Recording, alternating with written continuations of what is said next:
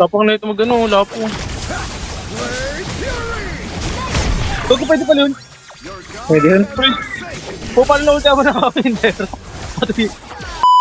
Isa na lang, honor student na ako, boy. Tapusin na natin ang boxing, tol. Naruto ko na to. Yude Fonggol, di Sakura na lang. So ano, Kakashi na lang ang Yude Fonggol. Nakaban lahat, wala tayong choice. Kailangan natin maglaro gamit XP Soul.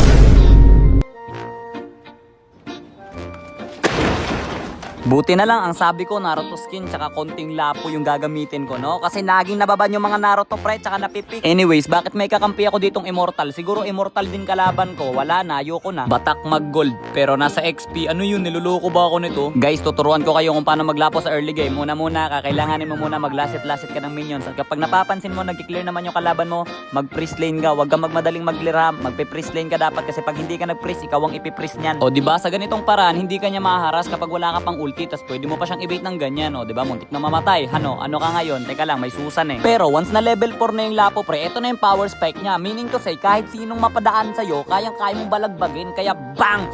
Wapak!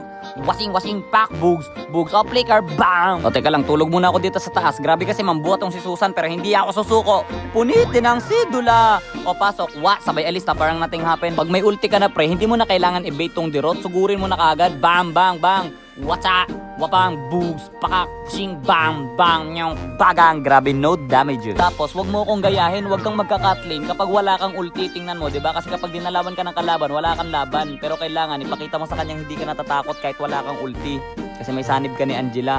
O ngayon, kapag napapalibutan ka na ng marami, no choice ka na kundi lumaban. Watcha, bang, bagang. O diba? Pag sabay alis na parang nothing happen. Teka lang, huwag mo akong buhatin. Tatlo na nga kayo, dinadala mo pa ako sa tower. Napaka-unfair ng laban ha. O ayan na, wala na, tapos ng laban. Tapos kapag wasak na yung tower sa XP lane, bahala ka na sa buhay mo. Dumalaw ka, lumibot ka, pumatay ka, magpakil ka. Bahala ka na, ikaw na bahala dyan, buhay mo na yan. Eto, payong kaibigan lang, huwag kang lalapit sa mga tao maraming crowd control. Tingnan mo, hindi ako maka-ulti, o diba? Learn from your mistake. Kapag tapos ng laning phase, oras na para mag-ipon ng maraming highlights. Wapak, wasa, boom, sabay alis, ayoko na. Balagbaga na! What's up? Bang! Umalis kayo sa aking subdivision! Wasa, bang! Bagang! Teka lang kaibigan, papatay natin si Puring. Oy, walang buhatan, tropa! Another highlights muna tayo mga kaibigan. Teka lang, walang highlights kay Susan. Wasa! Bam!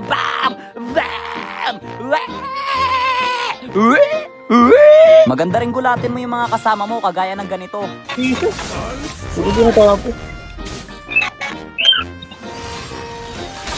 Tapang na ito mag-ano, lapo. Bago pwede pala yun. Pwede yun. Pupal na ulit ako na kapinter.